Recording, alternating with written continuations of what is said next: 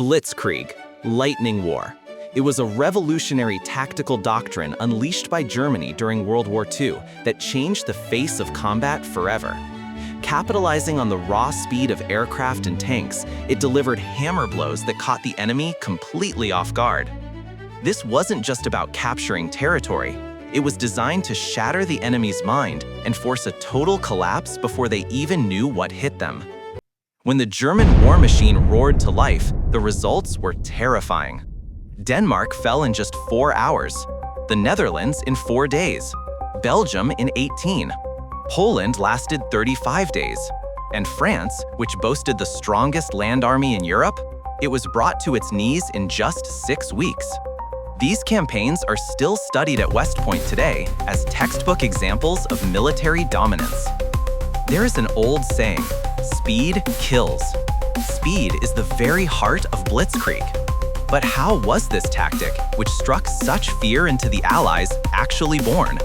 Why was it able to unleash such shock and awe? And ultimately, what caused it to fail? The story begins in the ashes of World War I. Germany, the defeated nation, was put in a straitjacket by the Treaty of Versailles. The restrictions were brutal. Their army was slashed to 100,000 men. They were banned from owning modern weapons like tanks or heavy artillery. The Luftwaffe was non-existent. But these handcuffs actually forced the German military to innovate. They couldn't rely on sheer numbers or brute force like they used to. They had to find a loophole. They looked back at the horrors of the First World War, specifically the trenches.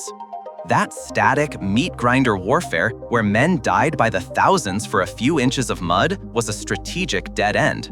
They needed a better way. Strategists began looking for a game-changer. The tank, a British invention that debuted at the Battle of the Somme, became their focus.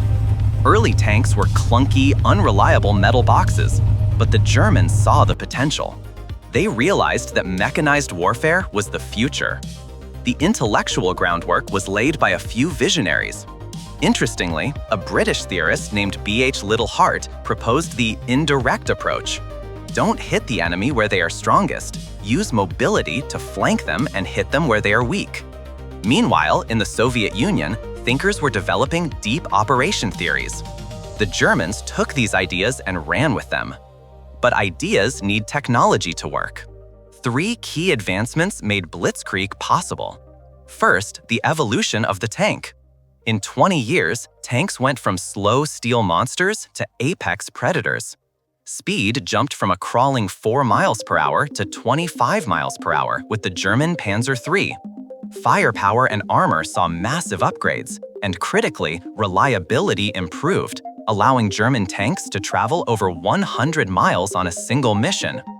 Second was the rise of air power. We moved from wood and canvas biplanes to all-metal killing machines.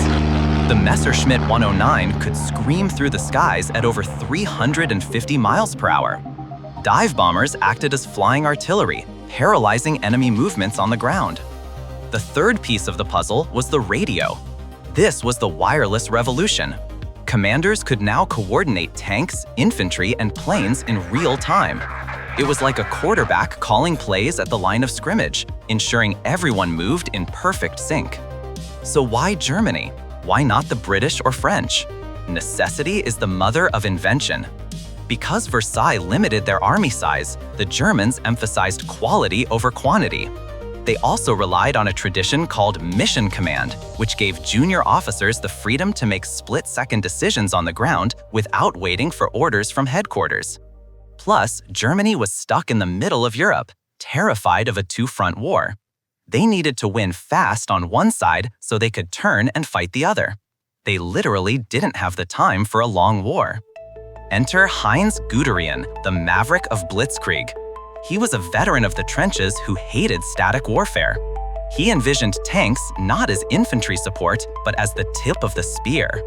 Despite pushback from the old guard, especially the cavalry guys who loved their horses, Guderian found a fan in Adolf Hitler. Hitler, haunted by his own time in the WW1 trenches, wanted a quick victory. When he saw Guderian's tanks in action during a demo, he reportedly said, "That is what I need. That is what I want to have." Blitzkrieg relied on three simple principles: speed, surprise, and concentration. Hit them fast, hit them where they don't expect it, and hit them with everything you've got at a single point. Punch a hole in the line, and then, this is key, don't stop. Keep driving into the enemy's rear, cut their supply lines, destroy their command centers, and create total chaos. The world saw this in action when Poland was invaded in 1939. The Polish army, brave but outdated, was crushed. Then came France in 1940. The Allies had built the massive Maginot Line, expecting a replay of World War I. The Germans simply drove around it, cutting through the dense Ardennes forest, a place the Allies thought was impossible for tanks to pass. It was a classic sucker punch. The Allied forces were split in two, and France fell before the summer was over. But Blitzkrieg wasn't invincible. It hit a brick wall in the Soviet Union. First, Russia was just too big. The strategy relied on quick knockouts, but the Soviet Union had endless strategic depth. The Germans would advance 30 miles a day, and there was just more Russia waiting for them. Second was logistics. Blitzkrieg is a gas guzzler.